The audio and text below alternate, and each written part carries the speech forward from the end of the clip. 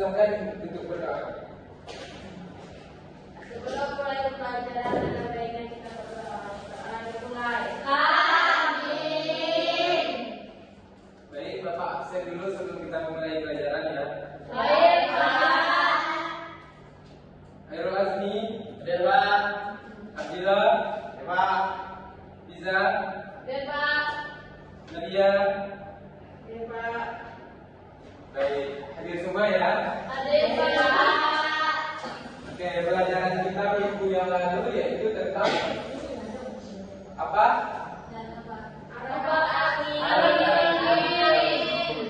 Nah, hari ini pelajaran kita tentang teks narasi. Teks narasi. Ada yang sudah tahu apa itu teks narasi? Belum, Pak. Baik, akan Bapak jelaskan apa itu teks narasi.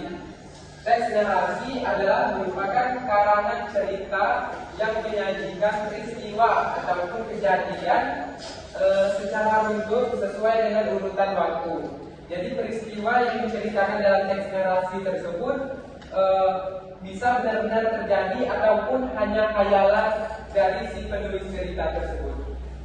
Tujuan dari teks narasi itu untuk menghibur bagi pembacanya. Nah, beberapa contoh teks narasi seperti cerpen, novel, cerita inspiratif, dan dongeng. Siapa yang pernah membaca cerpen di sini? Ya, Bila cerpen apa Bila? Timun Mas, Pak. Ya, benar. Nah, jadi itu merupakan dari contoh dari teks narasi ya, Bila. Ya, Pak. Nah, selanjutnya itu ada ciri-ciri dari teks narasi tersebut.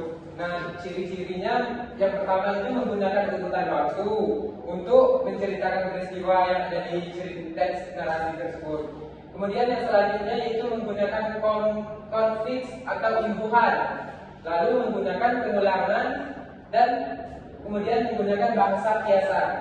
Selanjutnya itu ada struktur dari teks narasi tersebut, terdiri dari 4 bagian juga, yaitu yang pertama orientasi, komunikasi, resolusi, dan koda.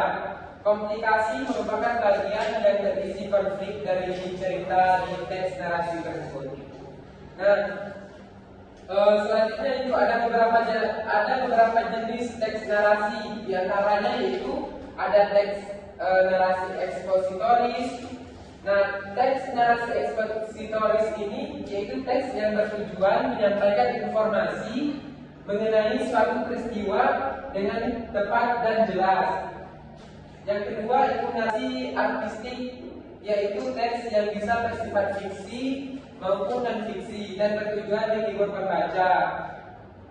Selanjutnya yang terakhir itu ada narasi sugestif, yaitu teks yang dibuat untuk menyampaikan maksud mempengaruhi pembacanya.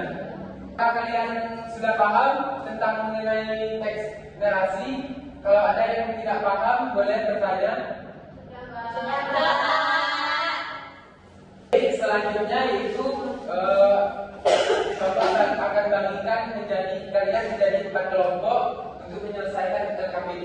Nah, dalam menyelesaikan LKPD tersebut kalian semua harus mendengarkan ataupun melihat dari video yang Bapak tunjukkan untuk menjawab dari pertanyaan tersebut. Baik, Pak.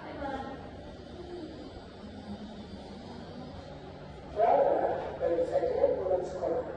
Cuaca panas membuat dia buru-buru masuk rumah. 11 kayu ini yang diberikannya.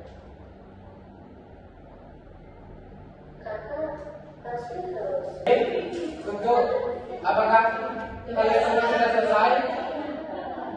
Apakah sudah selesai? Ya, Pak. Untuk menjawab pertanyaan tersebut, perwakilan dari kelompok akan menunjukkan jawabannya berdasarkan nomor kelompok kalian masing-masing di depan. Baik, Pak. Kelompok 1, tinggal nomor 1. Saya, Pak. Ayo silakan.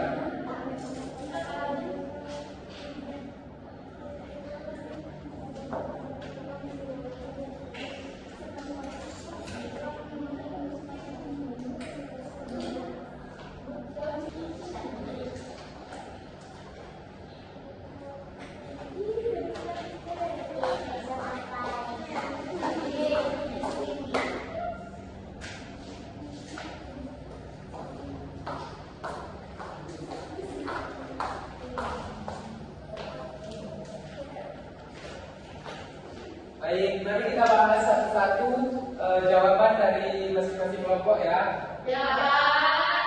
Yang pertama itu di mana saja peristiwa dalam cerita audio berlangsung? Di mana?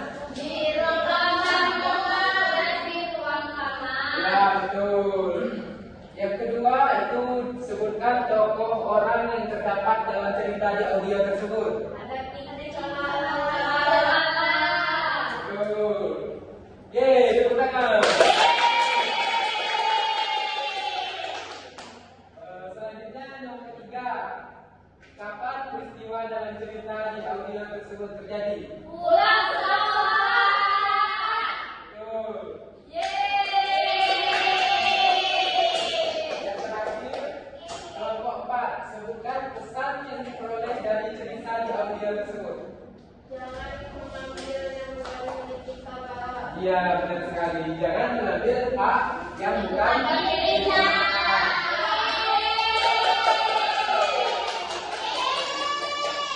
Jadi kesimpulan pelajaran kita hari ini yaitu anak-anak semua jadi tahu apa itu teks narasi dan jenis-jenisnya, contoh dari teks narasi tersebut. Kemudian juga ciri-ciri dari teks narasi tersebut. Baiklah, untuk pelajaran kita minggu depan yaitu tentang puisi.